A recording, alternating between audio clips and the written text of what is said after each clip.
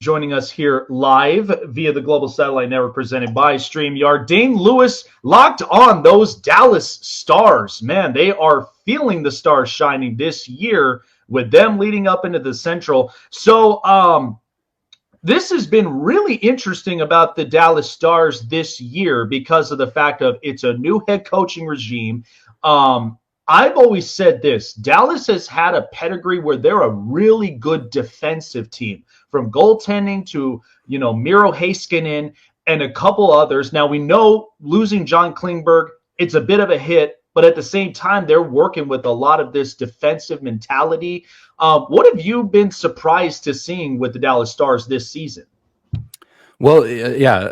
First, thanks for having me on the show. Glad to be here and glad to be talking some Stars hockey. And yeah, I mean, you hit it right on the head. This team, the identity over the past few years has been goaltending. It's been good defensemen, good defense in general, not allowing a ton of goals. But the surprise this year has been on the other end of the ice. It's the offense. The team has I believe, a plus 40 goal differential, which is in the top 5 in the league. I know it's way behind Boston, but everyone is seemingly behind Boston so far this season in just about every category. But that's really where the big surprises come this season, is how efficient the Stars have been on offense. And a lot of it starts with that solid defense. It's getting those stops, getting those clean zone exits, navigating the neutral zone, and then generating either, odd man rush opportunities or, just having numbers on the rush and getting a good shot on goal with, some of these forwards that the Stars have that are having some pretty incredible seasons. Yeah, and it is interesting too. And talk to me about, Pete DeBoer, because here's what I've said. And now I live in Vegas, and I hear a lot of Vegas media. I hear a lot of the Vegas fans. People were not fond of Pete DeBoer. I was the opposite. I said, listen, it's not like the Golden Knights have not had a pedigree of great coaches. I mean, they had the first year where they had Gerard Gallant, and they got him to the playoffs all the way to the Stanley Cup final. Pete DeBoer, twice getting into the conference final. Now, we know they fell short. I don't know why they fell short against Montreal. I thought that was just inexcusable. But still, he's a very solid coach. And I felt like last year missing the playoffs, it was on his way out. And I said, they've got to find the right head coach at this point, because losing Pete DeBoer, you're losing that defense. You're losing a lot of not conservative offense, but the offense just has to be hyper aggressive. I've been preaching that for the last few years. So watching him now in Dallas and with him really working the pieces, I said, oh, Dallas is going to be a playoff team, because knowing his defensive mentality, and now he's working to the point where the offense is really good and starting there with Jason Robertson. How impressed have you been with Pete DeBoer this year? Well, I've been very impressed, and it's been a pleasant surprise, because I am on record saying whenever the Stars, signed him this summer, I wasn't too thrilled about it, because I talked with some people that cover the Golden Knights to the same level that I cover the Stars, and they mentioned all of the, I guess, controversy, for lack of a better word, around Pete DeBoer. There was seemingly maybe some bad relationships with his goaltenders, and just the organization in general seemed to not be in the best place, and so I was a little bit skeptical, but he's come in and I think put any concerns and doubts to rest, which is good. But also, if you look at, his track record, he has a history of doing very well in his first season in a new city. His first seasons with New Jersey and the San Jose Sharks, those teams went to the Stanley Cup Finals. They didn't win, but they made it, and they won a few games in that series. And so it's not a huge surprise if you've been following Pete DeBoer's story that he's doing what he's doing. But I mean, I haven't done massive deep dives on those other teams in Jersey or San Jose, but I feel like this team is a little bit different in that it has a few small holes here and there, but there's not really one part of this roster that you look at and say, man, this is a massive liability that keeps you from thinking that this team legitimately could come out of the Western Conference and be competing in the Stanley Cup Finals here in a few months. Yeah, and and this is what I've pointed out, evaluating Pete DeBoer, and I actually did go on radio about this, because I said this was not a bad hire, which is why, and listen, I live in Vegas, and I've been around this, and the problem of it is because we're now making our mark in the sports market, and so it's so relatively brand new to us. We're not even 10 years into this puppy, and so when I made the point that Pete DeBoer, he's got playoff experience. He has a track record to where he's really good in the first years when he's with the team. But if you notice, look at the defensive lineups that he has had in the last few years. I mean, he brought in Erik Karlsson. He brought in, he had Mark-Edouard Vlasic. He had several of these defensive guys. Now, I know Martin Jones was kind of hit or miss from some areas, but he still worked it to his own to where he was a good goaltender. And then you look at the Golden Knights, Alex Pietrangelo, Brady McNabb, and then you had Marc-Andre Fleury before they had Robin Lehner. But the problem of it is that Vegas, they never gave a lot of guys chances. That's why I said, I'm like, if you watch him leave, this will be a little of a ripple effect, but you got to fill in the right person. And that's where they ended up getting Bruce Cassidy. So, which I thought was an interesting hire. I was really surprised at that from Boston, even though going to the final, they played real aggressive, and now they're different with Coach Montgomery there. But, Dallas, in my evaluation is they're going to be great defensive. You got to look at it from Miro Heiskanen. Now, they do lose John Klingberg, might be a hit, but the defense mentality has not lost itself. Then you got to spark up the offense. And I think, Tyler Seguin, I was like, he's got to get into that next level. Jamie Benn still has to stay consistent. And then Jason Robertson, man, the kid is just emerging. He's finally here in the NHL now to where he's established. The offense looks good. Now they're making a lot of opportunities to score on goals. So the emergence of Jason Robertson, I mean, you've been following him, you've been covering him. What have you been impressed about the most with Jason Robertson this year? I feel like he's really now set into his prime. Would you agree? Yeah, absolutely. It's been the kind of the theme of this NHL season is all of these young stars that have been well known amongst their fan bases, kind of finally getting that national recognition, whether it's Robertson or Jack Hughes, Tage Thompson, and Robertson is right up there with those guys, and he's been, in conversations for, the Hart Trophy or being top 10 in points, top 10 in goals. And the thing that impresses me most is just his work ethic, because I mean, he's still in his early 20s. This is only his third season in the league, and he's progressively getting better. He's on pace to, absolutely shatter his numbers from last year, and also has a chance to, set a new Stars franchise record. I'm forgetting the exact number now, but Mike Modano, who's, the greatest Dallas Star of all time, holds just about every offensive statistical record on this team. And I think it's 93.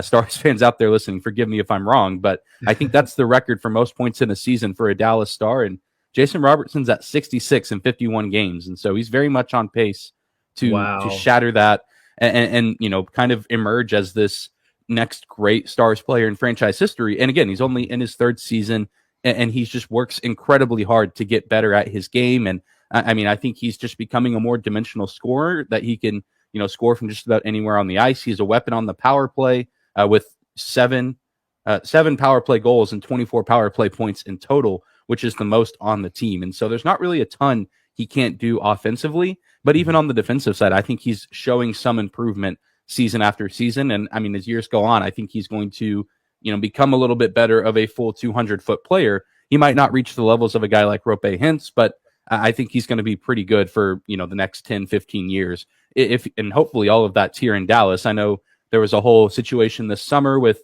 his contract and getting an extension. And that's what makes it even more impressive is that he didn't get that deal until about a week before the season. So he missed training camp. He missed all the preseason games. And then he comes in and, just does not miss a beat. And he's doing what he's doing without the rest of the prep and the practice and whatnot that the rest of the team was doing throughout the late stages of the summer. Yeah, that's insane. And that is a bright future talent for sure. And, I've seen this with, with Dallas over the years. We felt the way when Tyler Seguin, he moved from Boston to coming into Dallas, and then Jamie Benn, and then also adding in Jason Spezza. They wanted to make it where it was an elite offense. And so now, you add in Jason Robertson and he comes and puts in the work. The kid's phenomenal. And, to be in, All-Star Weekend, you got him, and then also Coach Pete DeBoer for the Central. It really is a real high recognition as well, and something that Stars fans, you got to be excited about. So Jake Oettinger, the kid's looking real phenomenal behind net. And the fact of you're coming off of a timeline where Dallas had relied on Ben Bishop for a long time, and I always loved watching him play because I thought he was a very solid and defending goaltender. And then we go into the Stanley Cup final to where they had Anton Khudobin, where he caught fire. So watching Jake Oettinger and his play style at goaltender, what have you seen that you've been impressed by? And what are maybe some things he could adjust to as well on the long stretch going into the second half of the season? Yeah, I mean, Jake Ottinger's been nothing short of spectacular this season. And I mean, if people have been watching him at all throughout his career, which is relatively young, he's been playing around the same time as Jason Robertson. A lot of it started last season at the end of the year with that, first round series against the Calgary Flames. The Stars, of course, lose that series in 7, but in no part to Jake Ottinger. I mean, he was phenomenal in that series, and it was the reason I think that series even went to 7 games and the Stars had a chance to advance. But there were big questions coming in of, well, can he maintain that? Was that just a flash in the pan performance? But I think he's put a lot of speculation to bed across the league. And I think even across the fan base, there was a little bit of those questions of, we know he's good, but can he play at that level consistently? And I think he's answered the call and been, maybe one of, if not the best goaltender in the league, dealing with some injuries here and there. He missed a little bit of, the season back in late October, early November. But after coming back from that injury, he has been a rock for this team in net. And it's hard to pinpoint something that he really needs to get better at. I mean, I think every goalie could, afford to handle the puck a little bit better, or, if they get those deflections, to either, be better at catching the puck and stopping it, or falling on it and stopping it. He really doesn't do a ton of things wrong or poorly. I think he's similar to Jason Robertson in a lot of ways. Of he's a hard worker. So if he has a bad night or has a bad game, he's quick to point that out. There's a little bit of humility to him, and also willingness to work on what he did wrong and get better, get back on the ice the next day at practice, and work with the Stars coaching staff. And really the only concern I have for him is just the longevity of this season. He's played 38 games for this team as opposed to 16 for the Stars backup Scott Wedgwood, and it's not really something he can control. But you just want Jake Ottinger to play a lot and win some games for this team, but also get an adequate amount of rest, because once the playoffs come around, I think the Stars are very much going to be relying on him again in order to not just win games, but hopefully win a few series. Yeah, Jake Ottinger, I mean, he has an absolute, he has a big task. And especially when you go into the playoffs, it's all or nothing at that point. And, watching a lot of goaltenders, yeah, they got to spend it all the time. They got to, they got to basically stay solid. I mean, I watch a couple of goaltenders, even like Jacob Markstrom at the time with Vancouver, and it was just stressful because that much time. I give credit to a lot of those goaltenders during playoffs, because it ain't easy, going in, playing competitively, and then you're spending so much of that time. You got to feel tired and sore after all those matchups. But so we know Dallas sitting comfortably up in first place in the Central. And we know that behind them we have Winnipeg, Minnesota, and then there's Edmonton and Colorado in that wild card spot so far. Has there been any teams that have caught your attention that could be tough competition moving into the Stanley Cup playoffs that Dallas really should prepare more for? I mean, I think the easy answer is Colorado, and I know you just had Chris on a second ago, Locked On Avalanche. That's my guy. He's great, and I know we've had some back and forth, friendly back and forth about our teams, and I know he mentioned Winnipeg, and I think there should be a healthy fear of them, but I also think that team, has some holes as well that I won't get into, because I think former Stars coach Rick Bowness has done a good job with that team. And while I think they could cause problems potentially with Connor Hellebuck in the playoffs and, guys like Pierre-Luc Dubois, Kyle Connor, I think the Avalanche are the team to be concerned about, because I think they're not at their best at the moment, both, in terms of their on the ice performance, but also health on the roster. I think once that team gets healthy and once they get back into the postseason, they're going to be, every year in the playoffs, there's that team that you just don't want to get matched up against. And I think that's going to be the Colorado Avalanche, at least on the Western Conference side of things, because they might not be the highest seeded team. They might get a wild card spot, or they might get, the third or second seed in the Central Division. But even if Dallas holds on to the first seed, that's not a team that I want to match up with, because I just don't know if Dallas has the, the expertise on the roster and the experience on the roster to win that series, because a lot of those Colorado guys were on the team last year, and I imagine they're going to make some moves at the deadline. But I think the Stars are going to make some moves at the deadline as well. So Colorado's the easy answer. I think Winnipeg, Minnesota, would be, not easy by any means, but, teams that I think Dallas could get by. And I think Edmonton's kind of in the same boat. As hard as it is to go up against, two of the best players in the world in McDavid and Draisaitl, I think, depending on what the Edmonton Oilers do for, the rest of the season as far as acquiring pieces for their roster, if you can find a way to slow down those two players, I think you have a good chance to win. So Colorado definitely goes up the top of my list there. But I mean, the Western Conference is odd this season in that there's a lot of really good teams. The East has a lot of good teams too, but there seems to kind of be, a tier list or a class list of like your Bostons and Carolinas, and then kind of everyone else, where it feels like the West is almost at a little bit more of a level playing field. And even teams like the LA Kings also have a little bit of, game planning that you have to prepare for. Their offense is unreal. And I think they're going to, be a very sneaky good team come playoff time too. Yeah, absolutely. And, the trade deadline definitely speaks a lot of volumes. And we know that with a lot of teams because, of course, during the first half of the season, I always say this is usually teams are searching for their identity. Like, what kind of team are they? And we know by January, February, March, you got to have your identity established, because by that point, if you're still searching it and you're right there in playoff mode, that now scares problems for your team because of the fact of there's not a whole lot of consistency and there's too many missed opportunities now. And then that kind of kills it to where you have a potentiality to beating the team, but yet missed it a few steps. And since you brought that up with the trade deadline, we know there's going to be some moves made, obviously, with Bo Horvat now a part of the New York Islanders. I think that's a great addition. They needed somebody to fill in, especially after losing Jordan Eberle to the expansion draft. What are you hearing out of Dallas media right now as far as the trade deadline goes? And is there a couple pieces they might search for during the deadline?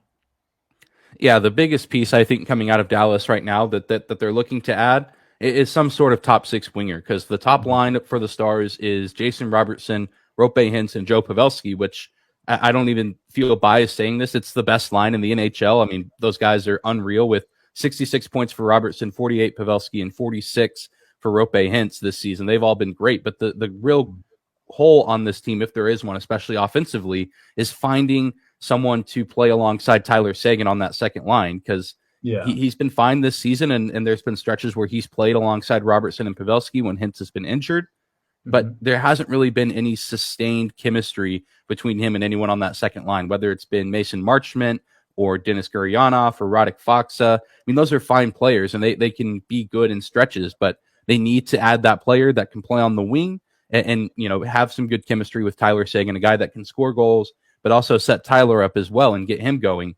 And there's not too much that I've seen in terms of specific names, but I mean, the Stars cap situation, like a lot of other teams, not super ideal. They're sitting at about $1.6 million right now. And so it might not be the flashiest move. I never really thought they were in the race for Bo Horvat. I know that there was some rumors here and there and that it maybe could have happened, but obviously, like you said, he's a member of the Islanders now, and I don't necessarily see them going for a big name, whether it be Timo Meier or even a guy like Dylan Larkin, who still hasn't re-signed with the Red Wings.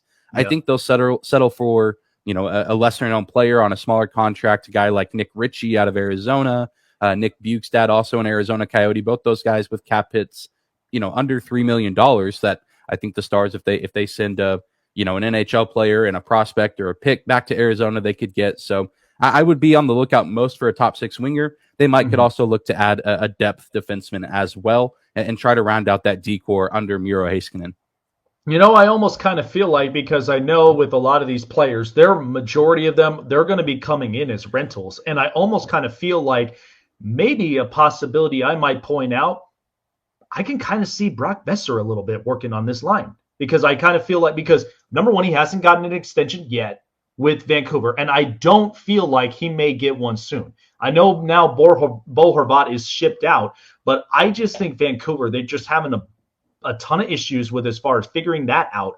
But I almost kind of feel like, Besser might work with this kind of line as long as the deal speaks for itself. And it's something that Dallas does not lose too much, to where they still are looking at the future and they can finagle a little bit of the financial cap line to where they can make it affordable for them to move forward, especially with the building of this offense. But It's going to be interesting all the way around. And I mean, the trade deadline is always the fun time of year where a lot of teams, they look for upgrades. But yeah, I just think it's going to be one of those, it's tightening up the pockets type thing, and there's not much to really finagle around. But I appreciate you coming on here, Dane. Where can everybody find you for everything Dallas Stars? Yeah, they can find Locked On Stars on YouTube or wherever you get podcast at. Just search in Locked On Dallas Stars or Locked On Stars. And that's the same on social media as well, Instagram and Twitter. And then if anyone wants to find my personal Twitter account, it's just a nice, simple @Dane, 2 underscores, and then my last name, Lewis, and tweeting about the Dallas Stars and sometimes other Dallas sports as well. But it's mainly the Stars now that that football season has come to an end. So. Mm-hmm. Yep. There you go, folks. Well, definitely catch Dane Lewis on Locked On Stars as well for everything you need to know about Dallas Stars. Appreciate you coming on by. Enjoy the All-Star weekend, and we'll definitely see how things shape up in the second half of the season, my friend. Will do. Thanks, Jake. Have a good one. You too. Yeah, it is really interesting about, just the NHL season as a whole because, we had two great interviews from there, Chris Maselli and Dane Lewis. I mean, this is one of the things that the NHL, they really have to put on notice because it's just